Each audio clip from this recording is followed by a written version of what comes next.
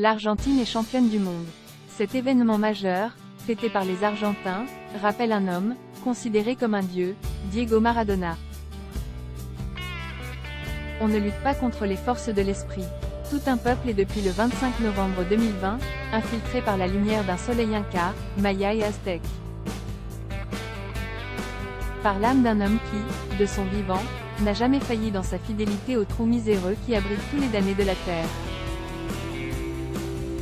Même le Messi, joueur à dribbler un poisson à la surface de la mer Morte, mais homme du minimum terrestre, s'est plié à la mystique du meilleur des clochards célestes. Diego libre dans sa tête, jamais mort, peut-être. Peu de sportifs sont plus grands que le sport. Ali et Maradona sont de ceux-là. Diego a donné de la chair aux petites frappes de la zone, largué par la marche impitoyable de l'Occident vers sa quête de prospérité. À travers son ascension sauvage, le bidonville a remonté le cours de l'Oro del Pib. Il a serré les dents pendant sa descente aux enfers. Avant l'absolution quand, de sa détente verticale, il toucha du bout de ses doigts, la main de Dieu.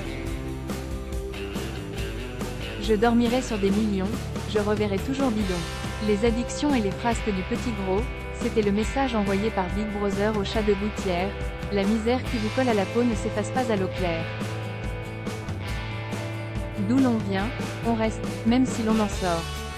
Ali, avec son QI de prix Nobel, a infusé la conscience des Blancs, alors que Diego alimentait, via son lance-suicide, le ghetto aux tripes.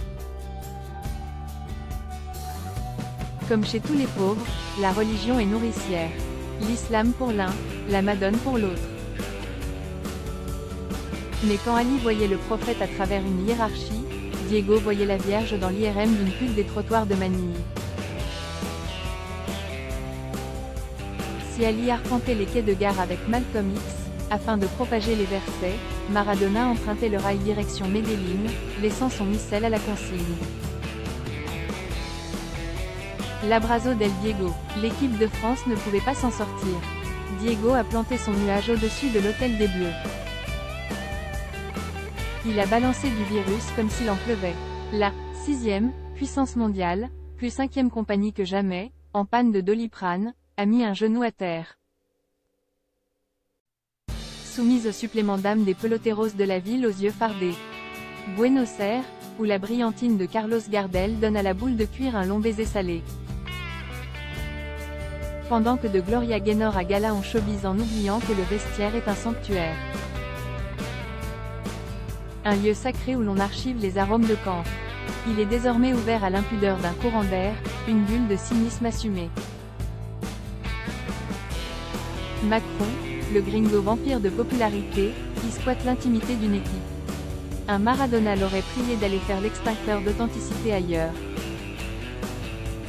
Asado con chimichurri. Argentina, où le foot nourrit les gamins en manque de fer, de viande rouge.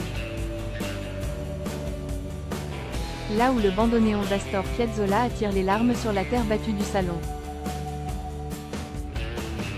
La mélancolie nonchalante et bipolaire du ciel y transforme le flegmatique danseur de tango en supporté engazzé de Boca Juniors. La Bombonera, le stade de Boca, théâtre des exploits en technicolor de Don Diego. Où s'entassaient dans un délire païen les premiers témoins du génie d'un mécréant, d'un voleur de poules des Villa Miseria. D'un sale gosse qui tartinait la pelouse de chimichurri avant de planter ses dents de lait dans la pelota en peau de Black Angus. Le bœuf persillé de l'Asado, la magie noire du barbecue argentin. Volver, il y a du Diego dans l'air. Dimanche 18 décembre. Des fantômes et un ange planent dans l'espace aérien du Qatar.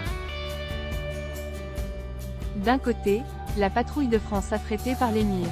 Sarko en pointe, encadré par Platini et Macron, les 3 Top Guns accrédités du gazodollar. De l'autre, Diego, la carlingue froissée mais affûtée par 2 années de purgatoire. Il glisse l'aile sous le vent, navigue à basse altitude en avion renifleur. Sait-on jamais, il n'y a peut-être pas que du sable dans ce pays de cocagne. Diego, qui a appris à voler avant d'apprendre à marcher. voler pour envoyer à son peuple un dernier shoot de bonheur. Il est 19 h à Paris où sévit la louse et un froid d'éoliennes en mer. À 21 h à Doha, on coupe la clim avant d'inventer la neige dans le désert. Il est 15 h, Plaza de la República à Buenos Aires. Dans un ciel albicéleste, un ange vient de passer. Une foule intense assiste, dans une communion chrétienne, à la descente en feuilles mortes d'une plume. Une plume blanche et bleu ciel.